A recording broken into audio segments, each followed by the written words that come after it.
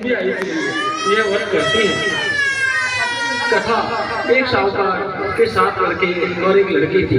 सेठानी शहर उसकी बहू और बेटे ने करवा चौथ का व्रत रखा था। रात्रि को साहूकार के लड़के जब भोजन करने लगे तो उन्होंने अपनी बहन से कहा कि आओ बहन भोजन कर लो। इस पर बहन ने उत्तर दिया कि भाई अभी चंद्रमा नहीं निकला है, उसको निकलने पर अर्घ लेकर मैं भोजन करूंगी। बहन की बात सुनकर भाइयों ने क्या काम किया कि नगर के बाहर जाकर अग्नि जला दी और चालनी में ले जाकर उसका प्रकाश दिखाते हुए अपनी बहन से कहा कि बहन आओ चंद्रमा निकला है, अर्घ लेकर भोजन कर लो। यह सुनकर उसने अपने भाभीियों से कहा कि आओ तुम भी अर्घ लेकर भोजन कर लो, चंद्रमा निकला है। परंतु इस कांड को उसकी भाभीियां जानती थी। उन्होंने कहा कि बहन जी अभी चंद्रमा नहीं निकला है, तुम्हारे भाई तुम्हारे साथ धोखा कर रहे हैं।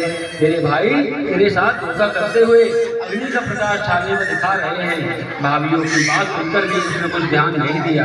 भाइयों द्वारा प्रकाश दिखाए हुए अर्घ लेकर भोजन कर लिया। इस प्रकार व्रत का भोग करने से गणेश जी महाराज प्रसन्न हो गए। इसके बाद उसके पति सतत बीमार हो गया और जो कुछ भी था उसकी बीमारी में लग गया। जब उसने अपने किए उनका रोज पता लगाया तो उसने अपने पश्चाताप किया। गणेश जी महाराज की प्रार्थना करते हुए विधि विधान से पुण्य चतुर्थी का व्रत आरंभ कर दिया। श्रद्धानुसार सबका आदर करते हुए, सबका आशीर्वाद ग्रहण करते हुए मन लगा दिया। इस गुड़िया को बाहर निकल के ले जाए, सबका आशीर्वाद ग्रहण करने में मन लगा दिया। इस प्रकार उसके श्रद्धा भक्ति भाव को देखकर, कर्मों को देखकर भगवान गणेश जी महाराज प्रसन्न हो गए और उसके पति को जीवन दान दे दिया। जीवन दान देकर आरोग्य प्रदान करने के साथ साथ धन संपत्ति से युक्त कर दिया। इस प्रकार जो कोई विषम कपट त्याग कर श्रद्धा भक्ति से चतुर्थी का व्रत करेगा वह सब प्रकार से सुखी होता है एवं कलेश मुक्त होता है। गणेश जी महाराज की कहानी। एक अंधी बुढ़िया थी, इसका एक लड़का और लड़के की पत्नी थी। वह बहुत गरीब थे।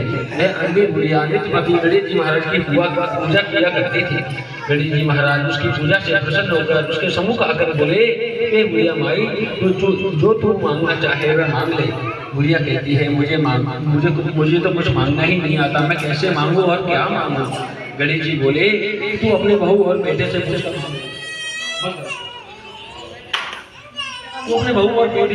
मांग ले। तब बुढ़िया ने अपने पुत्र से पूछा और पुत्र वधू से पूछा तो बेटा बोला कि माँ धन मांग लो और बहू बोली कि माँ हुक्म मांग लो। तब बुढ़िया ने सोचा कि पोते और बहू, बेटे और बहू तो अपने मतलब की बात कर रहे हैं। अतः उसने अपने से